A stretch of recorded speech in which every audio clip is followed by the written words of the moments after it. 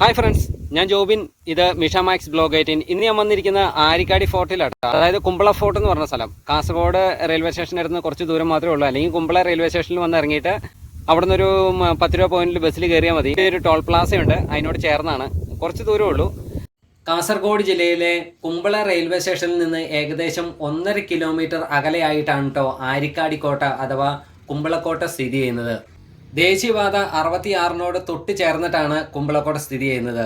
ഇതാ കാണുന്നതാണ് കുമ്പളക്കോട്ടയുടെ watching tower.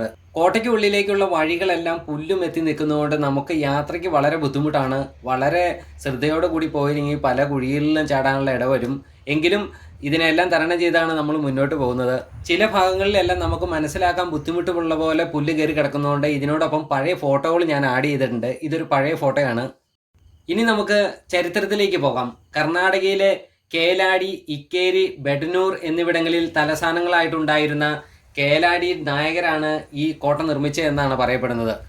1500 മുതൽ 1763 വരെ കേരളത്തിലെ ഹോസ്ദുർഗ്, അതായത് കാഞ്ഞങ്ങാട് മുതൽ കാസർഗോഡ് വരെയുള്ള മേഖലകൾ ഭരിച്ചിരുന്നത് കേലാടി നായകർ വിഭാഗത്തിൽപ്പെട്ടവരായിരുന്നു. അതിൽ 1608 ഭരിച്ചിരുന്ന ഇക്കേരിയ ഹിരിയ വെങ്കിടപ്പ നായകരാണ് ഈ കോട്ട നിർമ്മിച്ചത്.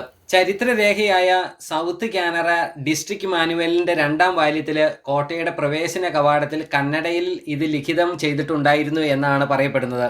എന്നാൽ കുമ്പളം മുതൽ ചന്ദ്രഗിരി നദി വരെ അധികാരപരിധി ഉണ്ടായിരുന്ന മേപ്പാടി കോവിലകത്തിന്റെ ഭരണത്തിന് കീഴിലായിരുന്നു ഈ കോട്ട എന്നും പറയപ്പെടുന്നുണ്ട്. തുടർന്നാണ് ഇക്കേരി നായകരുടെ നിയന്ത്രണത്തിലാവുകയും അവർ ഈ കോട്ട പുനർനിർമ്മിക്കുകയും ചെയ്തു എന്നൊരു വിശ്വാസം കൂടി നിലനിൽക്കുന്നുണ്ട്.